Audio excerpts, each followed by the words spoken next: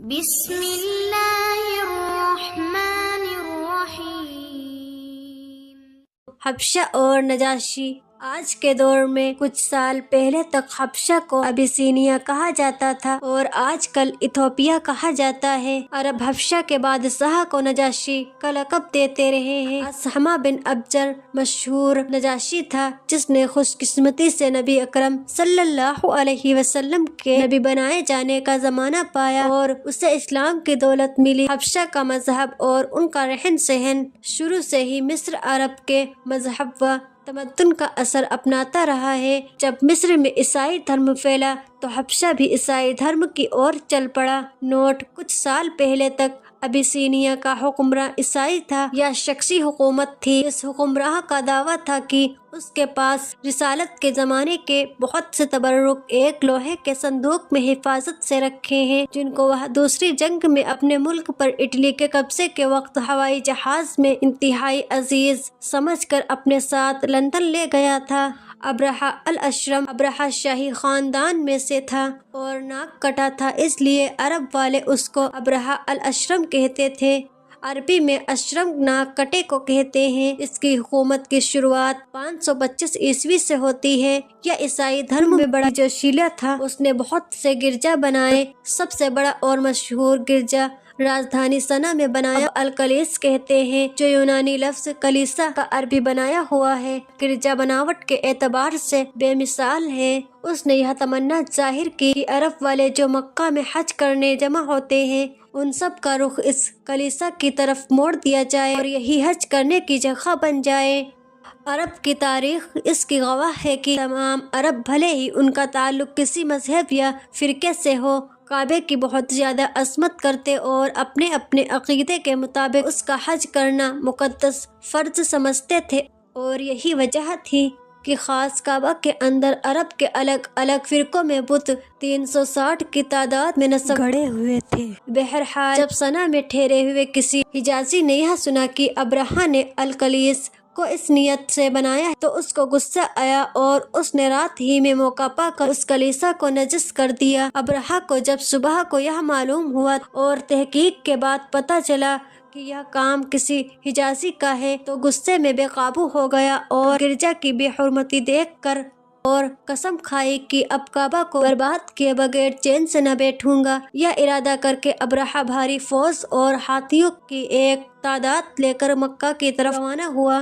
یہ خبر تمام عرب قبیلوں میں ہوا پر سوار ہو کر پہنچ گئی اور تمام عرب میں اس سے بے چینی پیدا ہو گئی۔ سب سے پہلے یمن کے ہی ایک امیر جنرل نے یمن سے نکل کر عرب کے الگ الگ قبیلوں کے پاس قاصد بھیجے کہ میں ابرہہ کا مقابلہ کرنا چاہتا ہوں، آپ کو چاہیے کہ آپ اس نیک مقصد میں میرا ساتھ دیں۔ چنانچہ آگے بڑھ کر ابرہہ کے مقابلے میں آ گئے اور ان سے لڑا، مگر ہار کا منہ دیکھنا پڑا اور جنرل گرفتار کر لیا گیا۔ اس کے بعد کچھ اور مخالفتوں کا مقابلہ کرتا ہوا مغمس کی گھاٹی پر پہنچنے میں کامیاب ہو گیا۔ مغمس پہنچ کر ابرہہ نے ایک حبشی فوج افسر کو جس کا نام اسود بن مسعود تھا حکم دیا کہ وہ مکہ جا کر چھاپا مارے۔ اسود مکہ کے قریب پہنچا تو قریش اور دوسرے قبیلے کے اونٹوں اور بھیڑ بکریوں کے ریوڑ کو جو بڑی تعداد میں چڑھ رہے تھے پکڑ کر اپنی فوج میں لے گیا۔ ان میں عبد المطلب کے بھی 100 اونٹ شامل تھے۔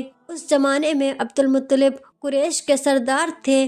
یہ حال دیکھ کر قریش کنانہ، حذیل اور دوسرے قبیلے نے آپس میں مشورہ کیا کہ ابرہہ کا مقابلہ کس طرح کیا جائے۔ مشورے کے بعد یہ طے پایا کہ ہم میں لڑ کر جیتنے کی طاقت نہیں ہے، اس لیے ہم کو مکہ چھوڑ کر قریب کی پہاڑی پر چلے جانا چاہیے۔ ابھی یہ لوگ مکہ ہی میں تھے کہ ابرہہ کی اور سے خباتہ الحمیری پہنچا اور معلوم کیا کہ مکہ کا سردار کون ہے۔ عبد المطلب بن ہاشم کی طرف اشارہ کیا۔ خباتہ نے کہا کہ میں ابرہہ کی طرف سے آیا ہوں، ہمارے بادشاہ کا یہ حکم ہے کہ آپ تک یہ پیغام پہنچا دوں کہ ہمارا ارادہ آپ لوگوں کو نقصان پہنچانے کا نہیں ہے اور نہ ہم آپ سے لڑنے آئے ہیں، بس اگر تمہارا ارادہ مقابلہ کرنے اور روکنے کا ہو تو تم جانو، اور اگر تم ہمارے اس ارادے میں روک نہ بنو تو ہمارا بادشاہ آپ سے ملاقات کی خواہش رکھتا ہے۔ عبد المطلب نے جواب دیا، ہمارا بالکل ارادہ نہیں ہے کہ ہم تمہارے بادشاہ سے لڑیں، اور نہ ہم میں یہ طاقت ہے۔ یہ اللہ کا گھر ہے اور اس کے برگزیدہ نبی ابراہیم کی یادگار پر اگر اللہ اس کی حفاظت کرنا چاہے گا تو وہ کر سکتا ہے، اور اگر اس کو اس کی حفاظت نہیں کرنی چاہیے، ہم مقابلہ کرنے کے قابل بالکل نہیں ہیں۔ بات چیت کے دوران جب معاملے پر بات چیت آئی تو عبد المطلب نے شکایت کی، آپ کے سردار نے میرے اونٹ گرفتار کر لیے ہیں، اس لیے آپ سے درخواست ہے کہ ان کو میرے حوالے کر دیجیے۔ ابرہہ نے یہ سنا تو کہا، عبد المطلب، میں تو تم کو بہت عقل مند اور سمجھدار سمجھتا تھا، لیکن اس مانگنے پر سخت تعجب ہے۔ تم کو معلوم ہے کہ میں کعبہ کو ڈھانے کے لیے آیا ہوں، جو تمہاری نگاہ میں سب سے زیادہ عظمت والا اور مقدس ہے، لیکن تم نے اس کے بارے میں ایک جملہ بھی نہیں کہا اور ایسی چھوٹی اور حقیر بات کا ذکر کر رہے ہو۔ عبد المطلب نے جواب دیا، بادشاہ، یہ اونٹ چونکہ میری ملکیت ہے، اس لیے میں ان کے بارے میں درخواست پیش کی، اور کعبہ میرا گھر نہیں، خدا کا مقدس گھر ہے، وہ اپنے آپ اس کی حفاظت کرنے والا ہے، میں کون ہوں جو اس کے لیے سفارش کروں؟ ابرہہ کہنے لگا، اب اس کو میرے ہاتھ سے کوئی نہیں بچا سکتا۔ عبد المطلب نے جواب دیا، آپ جانے، رب البیت گھر کا رب جانے۔ یہاں پہنچ کر بات چیت کا سلسلہ ختم ہو گیا اور ابرہہ نے اپنے فوجیوں کو حکم دیا کہ عبد المطلب کے اونٹ واپس کر دیے جائیں۔ ابن اسحاق کہتے ہیں کہ عبد المطلب کے ساتھ بنی برق کا سردار یامر بن نفاسہ اور بنی حذیل کا سردار خویلد بن خالصہ بھی تھے۔ روانہ ہونے سے پہلے انہوں نے ابرہہ کے سامنے یہ پیشکش کی، اگر کعبہ کے گرانے سے باز آ جائیں تو ہم جزیہ کا 1/3 مال آپ کی خدمت میں حاضر کر دیں گے، مگر ابرہہ نے اپنی طاقت کے نشے میں اس پیشکش کو ٹھکرا دیا اور اپنے ارادے پر اڑا رہا۔ تب یہ لوگ ناکام واپس آ گئے۔ عبد المطلب واپس آ کر قریش اور عرب کے دوسرے قبیلوں کو جمع کیا اور ان کو پوری باتیں سنا کر یہ مشورہ کیا کہ اب ہم سب کو قریب ہی کسی پہاڑی پر جمع ہو جانا چاہیے تاکہ اس منظر کو اپنی آنکھ سے نہ دیکھ سکے۔ اہل مکہ پہاڑ پر جانے لگے تو عبد المطلب کی قیادت میں کعبۃ اللہ میں حاضر ہوئے اور اس کی زنجیر پکڑ کر دربار الہی میں یہ دعا کی، اے اللہ، ہم اس بارے میں غمگین نہیں ہیں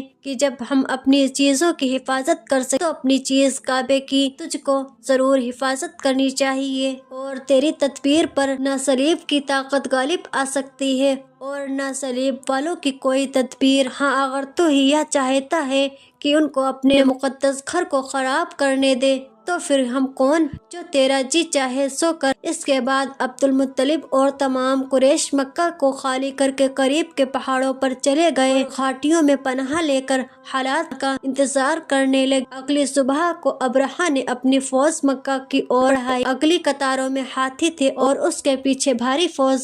ابھی یہ فوج مکہ تک نہیں پہنچی تھی کہ راہ میں اچانک پرندے کے گول گول جھنڈ کے جھنڈ نمودار ہوئے اور فوج کے سر پر فضا میں چھا گئے۔ ان کی چونچ اور ان کے پنجوں میں کنکریاں تھیں۔ پرندوں نے ان کنکریوں کو فوج پر پھینکنا شروع کیا۔ جس آدمی کو کنکریاں لگتی بدن پھوڑ کر باہر نکل آتی تھی اور ترنت ہی انگ گلنے سڑنے لگتے۔ نتیجہ یہ نکلا کہ تھوڑی دیر میں ساری فوج تہس نہس ہو کر رہ گئی۔